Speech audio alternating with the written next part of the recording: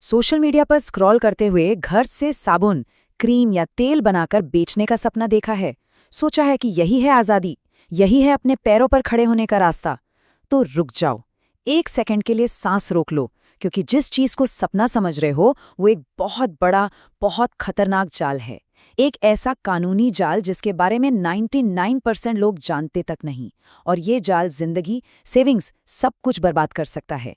इसको आखिरी सेकंड तक देखना, वरना जो नुकसान होगा उसकी भरपाई शायद कभी ना हो पाए। अरे सीधा सवाल है बॉस। अपनी मेहनत से अपने हाथों से कुछ बनाकर बेचना, इससे अच्छा क्या हो सकता है? अपने घर से अपने टाइम पर, बॉस भी खुद, वर्कर भी खुद। ये सपना लगता है ना, एकदम फिल्मी कहानी। पर अगर मैं कहूं कि यही सपना जेल की सलाखों के पीछे पहुंचा सकता है, हाँ, मानोगे? नहीं ना? हंसी आ रही है। बस यही तो दिक्कत है। सच्चाई इतनी कड़वी है, इतनी अजीब है कि कोई उस पर विश्वास ही नहीं करना चाहता। लेकिन आज विश्वास करना पड़ेगा। हाँ, ये एक क्राइम है। इस बात को अपने दिमाग में पत्थर की लकीर की तरह बिठा लो। इंडिया के कानून के हिसाब से अपनी किचन में कॉस्मेटिक यानी साबुन, तेल, क्रीम, फेस पैक बनाकर बेचना एक क्रिमिनल एक्ट है। ये कोई छोटा-मोटा जुर्म नहीं है। ये वैसा ही जुर्म है जैसे बिना लाइसेंस के दवाई बनाना या बेचना। और इसकी सजा बहुत संगीन है। ये मैं नहीं कह रहा, ये देश का कानून कह रहा है। और कानून जब चलता है तो वो रीजन नहीं देखता, सिर्फ रूल देखता है। और ये मत सोचना कि ये कोई नया रूल है जो कल रात को लाए हैं, बिल्कुल नहीं। ये कानून ड्रग्स इन कॉस्मेटिक्स एक्ट 1940 में बना था। अंग्रेजों के ज़माने का कानून है, 80 साल से ज़्यादा पुराना। तो फिर आज ये इतना खतरनाक क्यों है? क्योंकि सोशल मीडिया गुरुज और ऑनलाइन बिजनेस कोच बेचने वाले ये बात कभी नहीं बताएंगे। क्यों? क्योंकि उनका 999 रुपए का कोर्स कौन खरीदेगा? वो आसान रास्ता दिखाते हैं, पर उस रास्ते के आगे जो कानूनी खाई है उसके बारे में चुप रहते हैं। और हजारों लाखों लोग इस अनजाने में इस खाई में गिर रहे हैं। देखो, पर्दाफाश करते हैं एकदम सामने। बोला क्या जाता है? अरे दीदी, सब नेचुरल है, हर्बल है, बिल्कुल सेफ है, बच्चों को भी लगा सकते हो। असलियत, कानून की नज़र में ये इलीगल मैन्युफैक्चरिंग है। फिर बोला जाता है छोटे स्केल पे लाइसेंस नहीं लगता, थोड़ा सा तो बना रहे हो। असलियत, लाइसेंस के लिए कम से कम 1000 स्क्वायर फीट की फैक्ट्री जैसी जगह चाहिए जो घर से बिल्कुल अलग हो। और सबसे बड़ा झूठ, घर से आराम से बिजनेस करो, लाखों कमाओ। असलियत, पकड़े गए तो सीधा जेल और लाखों का जुर्माना। तो ये आराम का काम है या बर्बादी का? मैंने अपनी सारी सेविंग्स, पति से लड़कर बच्चों की फीस के लिए रखे पैसे सब इस काम में लगा दिए। एक दीदी ने यूट्यूब पर सिखाया था, बहुत आसान लगा। साबुन बनाए, सुंदर पैक किए, ऑनलाइन बेचने लगी। पहले महीने 10,000 कमाए, बहुत खुश थी। फिर एक दिन नोटिस आया, ड्रग्स इंस्पेक्टर का। उन्होंने कहा कि मैं क्राइम कर रही हूँ। केस बन गया। सारे पैसे, सारा सामान, सब चला गया। इज्जत गई वो अलग। पड़ोसी ऐसे देखते थे जैसे मैं कोई ड्रग डीलर हूँ। मेरा सपना था कि मैं अपने पैरों पर खड़ी हो जाऊं घर से। किसी ने नहीं बताया कि सपना टूटने के साथ घर भी जाएगा। ये सिर्फ एक कहानी नहीं है। ऐसे हजारों लोग हैं जिनके साथ ये हो चुका है या होने वाला है। एक एवरेज हिसाब से एक इंसान इस होममेड बिजनेस के चक्कर में 5 लाख रुपए तक गवा देता है। सोचो, 5 लाख! एक बेटी की शादी हो सकती थी, बच्चे की कॉलेज की फीस भर सकती थी। लेकिन वो पैसा इसलिए नहीं डूबता कि प्रोडक्ट नहीं बिका। ये पैसा डूबता है कानूनी पंगों में, जुर्माने भरने में और सामान जब्त होने में। ये बिजनेस फेलियर नहीं है, ये एक लीगल ट्रैप है, एक कानूनी चक्रव्यूह जिसमें फंसाया जा रहा है। कानून को समझो ताकि वो समझाना दे। ड्रग्स एंड कॉस्मेटिक्स एक्ट के सेक्शन 3AA के मुताबिक मैन्युफैक्चरर कौन है? हर वो इंसान जो कॉस्मेटिक बनाता है या पैक करता है बेचने के लिए। बस इतना ही। कानून ये नहीं देखता कि एक दिन में 10 साबुन बन रहे हैं या 10 लाख, किचन में बन रहे हैं या अंबानी की फैक्ट्री में। अगर बनाया और बेचा तो मैन्युफैक्चरर हो। फुल स्टॉप, कोई छूट नहीं, कोई एक्सेप्शन नहीं। कानून की आंखों पर पट्टी बंदी है। एक बड़ी कंपनी और एक आम इंसान उसके लिए एक बराबर हैं। और अगर मैन्युफैक्चरर हो तो लाइसेंस चाहिए। लाइसेंस के लिए जो शर्तें हैं उन्हें सुनो और खुद फैसला करो कि ये मजाक है या सच। ये शर्तें शेड्यूल M2 में लिखी हैं। पहली शर्त, 1000 से 2000 स्क्वायर फीट की इंडस्ट्रियल जगह, रहने की जगह से बिल्कुल अलग। दूसरी शर्त, स्टाफ पर एक बी फार्मा या एमएससी केमिस्ट्री डिग्री वाला प्रोफेशनल होना जरूरी है। तीसरी शर्त, प्रोडक्ट को टेस्ट करने के लिए अपनी लैब हो या किसी सर्टिफाइड लैब से कॉन्ट्रैक्ट हो। चौथी शर्त, कच्चा माल, बनाने की जगह और तैयार माल सबके लिए अलग अलग कमरे। अब ईमानदारी से बताओ, क्या ये सब एक घर के किचन में मुमकिन है? कभी नहीं। ये शर्तें सिस्टम से बाहर रखने के लिए ही बनाई गई हैं। इसीलिए कहते हैं दिमाग की बत्ती जलाओ, ट्यूबलाइट नहीं।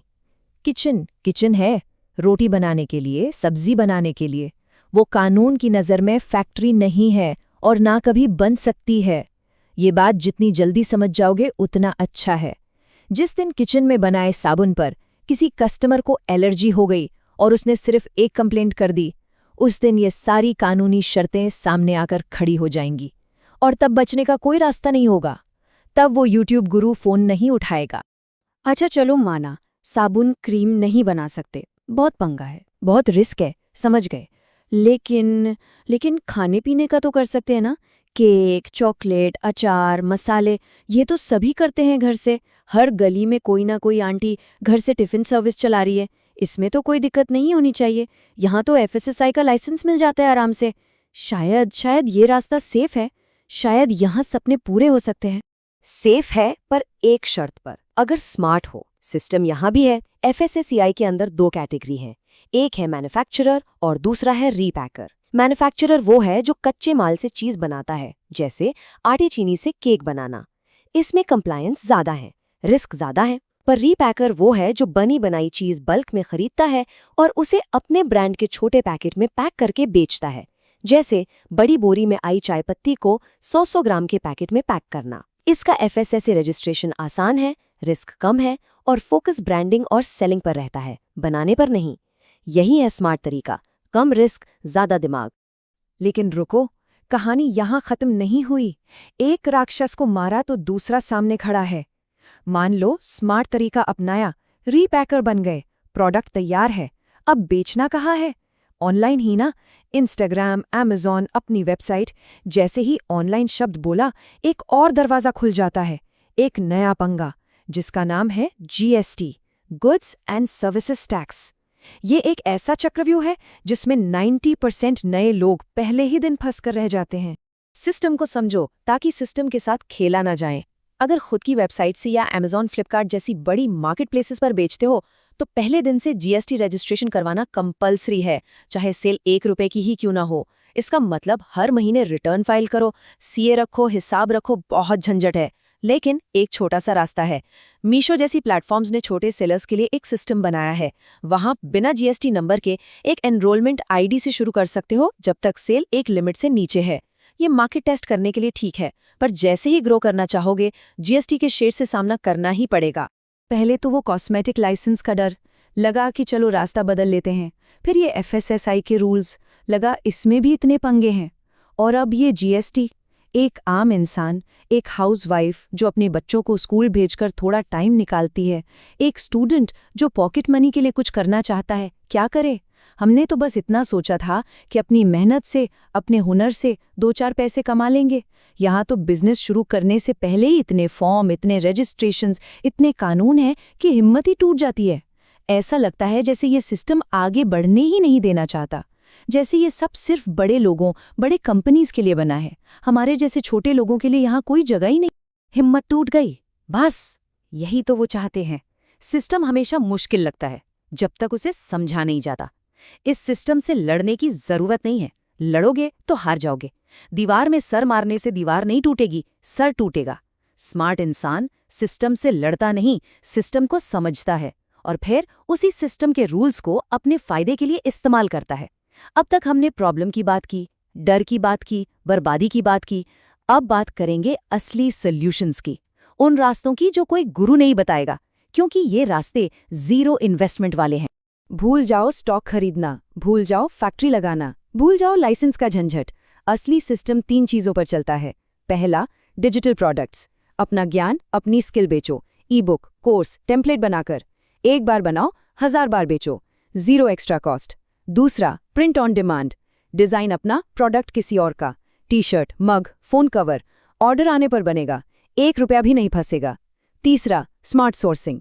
प्रोडक्ट बनाना ही है तो फैक्ट्री मत लगाओ, ब्रांड बनाओ, बने बनाए प्रोडक्ट पर अपना थप्पा लगाओ। ये है असली गेम। और पहले पॉइंट पर आते हैं, डिजिटल प्रोडक्ट्स। यहाँ छोटे शहर वालों के पास एक सुपर पावर है जो मेट्रो वालों के पास नहीं है। इंडिया में इंटरनेट पर इंग्लिश कंटेंट भरा पड़ा है, सप्लाई बहुत है, लेकिन हिंदी, तमिल, बंगाली, मराठी, भोजपुरी में कंटेंट की डिमांड आसमान छू रही है, पर सप्लाई बिल्कुल कम है। एक कंटेंट का वैक्यूम है, एक खाली जगह है। जिस शहर में रहते हो वहां की भाषा में लोगों को कुछ सिखा सकते हो, कुकिंग से लेकर सोशल मीडिया चलाने तक, मेहंदी लगाने से लेकर लोकल हिस्ट्री बताने तक। ये सबसे बड़ी ताकत है। सोचो, टी शर्ट बेचने का मन किया। पुराना तरीका क्या है? पहले एक ऐसी टी शर्ट ढूंढो जिसमें 4 साइज हैं, S, M, L, XL, फिर 5 अलग अलग रंग, यानी 20 तरह की टी शर्ट। हर तरह की 10 टी शर्ट भी खरीदी तो 200 टी शर्ट का स्टॉक घर के कमरे में जमा हो गया। एक कमरा बन गया गोडाउन, पैसा फंस गया।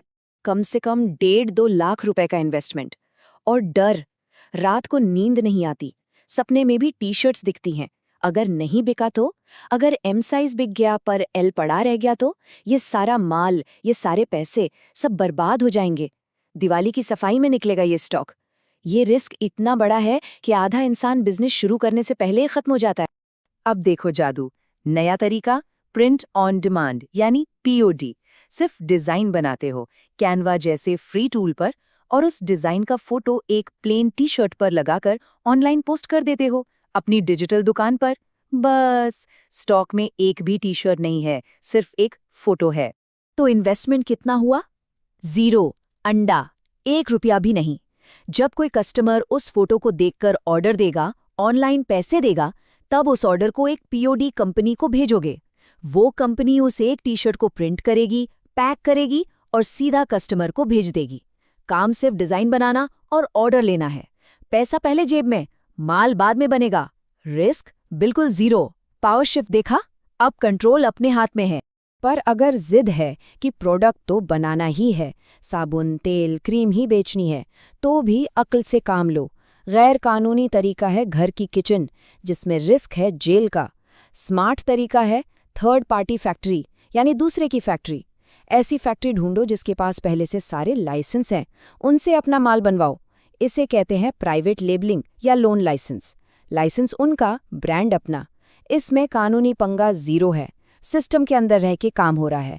ब्रांड के मालिक बनो, फैक्ट्री के नहीं। फोकस प्रोडक्ट पे करो, पंगों पे नहीं। और यहाँ छोटे शहरों की एक और सुपर पावर सामने आती है। कच्चे माल के सोर्स के यानी खेत के पास रहते हो। सोचो ऊटी में रहते हो, वहाँ नीलगिरी के खेत हैं जहाँ दुनिया का बेस्ट यूकेलिप्टस तेल निकलता है। वहाँ लोकल डिस्टिलरीज हैं, सीधा वहाँ से ओरिजिनल प्योर तेल खरीदो। फिर एक थर्ड पार्टी फैक्ट्री से कॉन्ट्रैक्ट करके उस तेल से अपने ब्रांड का पेन रिलीफ बाम बनवाओ। पैकेजिंग अच्छी करो और ऑनलाइन पूरे इंडिया में बेचो। दिल्ली मुंबई वाला ये नहीं कर सकता, उसे तेल शहर से ही मंगवाना पड़ेगा। मिडलमैन को हटा दिया। यही है सीक्रेट पावर, सोर्सिंग की पावर। तो रास्ता साफ है। Digital product, print on demand, smart sourcing, ये नए तरीके हैं। 0 रिस्क, हाई प्रॉफिट। छोटे शहरों से लाखों डिजिटल दुकानें खुल रही हैं। लोग सिस्टम को समझकर आगे बढ़ रहे हैं। लेकिन हमेशा एक लेकिन होता है। जब इतने सारे लोग एक नए तरीके से पैसा कमाने लगते हैं तो सिस्टम यानी सरकार जरूर नोटिस करती है। आज ये रास्ते खुले हैं, पर क्या ये हमेशा खुले रहेंगे? सरकार का अगला कदम क्या होगा? क्या इन डिजिटल दुकानों पर भी नए टैक्स, नए कानून आने वाले हैं? क्या प्रिंट ऑन डिमांड पर नया रूल आएगा? क्या डिजिटल प्रोडक्ट पर 28% GST लगेगा?